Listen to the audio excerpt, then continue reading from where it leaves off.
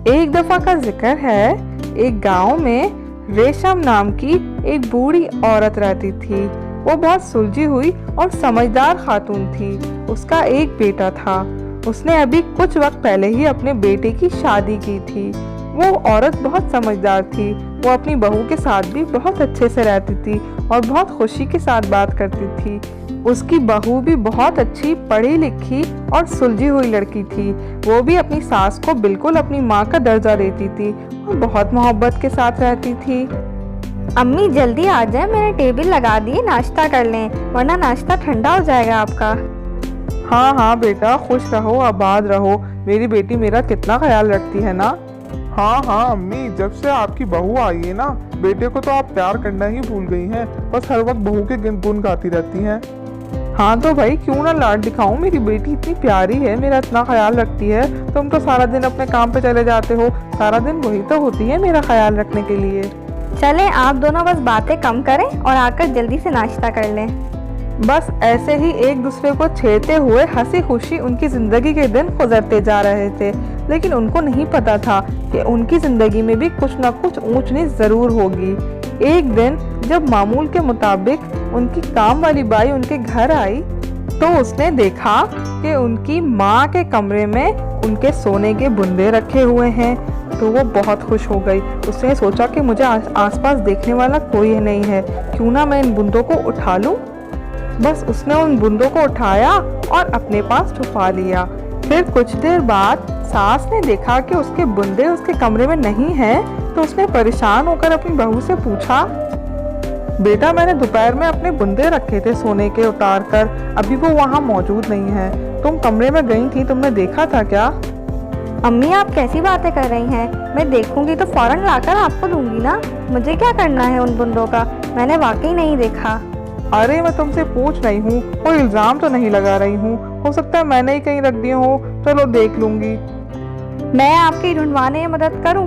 अरे नहीं नहीं, तुम खाना बनाओ, वैसे ही आज खाने में देर हो गई है। बहू ने सोचा कि अम्मी परेशान है, इसलिए मुझसे इस तरीके से बात कर रही हैं। बस फिर वो उसने नजरअंदाज किया और अपने कामों में लग गई। दूसरे दिन जब उनकी काम वाली बाई उनके घर आई तो रेशम ने अपनी काम वाली बाई से पूछा, रेशम आज तक इस घर में कभी ऐसा नहीं हुआ। मैंने सोने के अपने कल बुंदे उतार कर रखे थे और वो अपनी जगह मौजूद ही नहीं है। मैं कल से ढूंढ रही हूँ पर मुझे नहीं मिले। आय हाय बेगम साहबा, छोटी मुंह बड़ी बात। भाई मैंने तो सिर्फ आपकी बहू को ही देखा था कमरे में आते हुए, वरना और तो किसी की मजाल नहीं है आपकी चीज उठाने की। और मेरा भी आप जानती हैं, सालों से आ रही हूँ, कभी धोखा नहीं दिया मैंने आपको। चुप हो जाओ, कैसी बातें कर रही हो तुम? अरे नहीं नहीं बाजी, आप तो बहुत सीधी हैं, आपको पता ही नहीं है जमाने का। आपकी बहू जब आपके बुंदे आपके बेटा लेकर आया था तो मैंने सुना था कि वो अपने मियाँ से लड़ रही थी कि अपनी माँ को तो लाकर दे दिए लेकिन मुझे नहीं लाकर दिए। मुझे लगता है कि इसी जलन में उसने वो बुंदे उठा लिए और आपसे छुपा लिए। अच्छा चुप हो जाओ, तुम अपना काम करो और चुपचाप यहाँ से चली जाओ, मैं खुद देख लूंगी सब कुछ। बस उस दिन के बाद से शीला काफी चिड़चिड़ी रहने लगी अपनी बहू के साथ और काफी परेशान भी रहती थी। अम्मी आ जाए, नाश्ता कर लें, ठंडा हो जाएगा। नाश्ते के लिए तुम ऐसे बुलाती हो जैसे पता नहीं तुमने कितने इंतजाम कर रखे हैं। लाकर रखती क्या हो? सिर्फ डबल रोटी अंडे लाकर रख देती हो, ये तो मैं खुद भी ले लूंगी। अम्मी आपको कुछ और खाना है तो आप मुझे बता सकती हैं। क्यों, मेरे हाथ पाँव क्या टूट गए हैं जो मैं खुद नहीं ले सकती? बस फिर शीला की बहू उसको देखती रही और खामोश रही। वो भी काफी उलझन में थी कि आहिस्ता आहिस्ता ये अम्मी को होता क्या जा रहा है, वो ऐसा रवैया क्यों रख रही है मेरे साथ। उस दिन फिर जब उसकी काम वाली बाई उनके घर आई तो काम वाली बाई कहने लगी, बाजी आपको आपके सोने के बुंदे मिल गए? अरे नहीं भाई, कहाँ मिले। एक बार जो चीज अगर गुम हो जाए तो फिर से कहाँ मिलती है। वैसे तौबा है बाजी, इतनी पढ़ी लिखी लड़कियों का भी क्या फायदा जो ऐसी हरकतें करें जिनको ये मालूम ही ना हो कि चोरी करना कितना बड़ा गुनाह है। और वैसे तो मुंह पे कितनी मीठी बनती हैं, सास को बिल्कुल अपनी माँ की तरह रखती हैं, लेकिन देखो पीछे कैसी हरकतें करती हैं। अल्लाह तौबा मेरी तो। मैंने तुमसे कहा है ना कि फजूल बातों में अपना वक्त जाया नहीं किया करो। जाओ जाकर अपना काम खत्म करो और जाओ घर। फिर एक दिन शीला की बहू ने परेशान होकर अपने मियाँ से कहा, मुझे लगता है कि अम्मी की तबीयत सही नहीं है, या कोई और बात है? अम्मी के अंदर पहले वाली बात ही नहीं है, वो काफ़ी चिड़चिड़ी रहने लग गई हैं। मुझे समझ ही नहीं आता कि मैं कहाँ कमी कर रही हूँ, क्या बात है, क्या मसला है। तो तुमने पहले क्यों नहीं बताया? मैं खुद जाकर अभी बात कर लेता हूँ अम्मी से, इसमें परेशानी वाली क्या बात है? बस फिर शीला के पास उसका बेटा आया बात करने के लिए और कहने लगा, अम्मी, रूबी बता रही है कि आपकी तबीयत सही नहीं रह रही, काफ़ी चिड़चिड़ापन है, क्या बात है? कोई परेशानी है तो आप मुझे बता सकती हैं। नहीं, कोई परेशानी नहीं है। तुम्हारे पास अब वक्त ही कहाँ है मेरे लिए जो मैं तुम्हें बताती फिरूं? नहीं अम्मी, लेकिन फिर भी आपको बताना पड़ेगा कि आपके ऐसे रवैये की क्या वजह है। आप इतनी परेशान क्यों रह रही हैं, क्या बात है? कुछ नहीं बेटा, बस कभी कभी भरोसा टूटता है ना तो बहुत दुख होता है। मैंने कुछ टाइम पहले अपने सोने के बुंदे यहाँ उतार कर रखे थे और वो देखो मेरी बहू ने कैसे उठा लिए, मुझे पता ही नहीं चला, मेरी नज़रों के सामने से गायब कर लिए।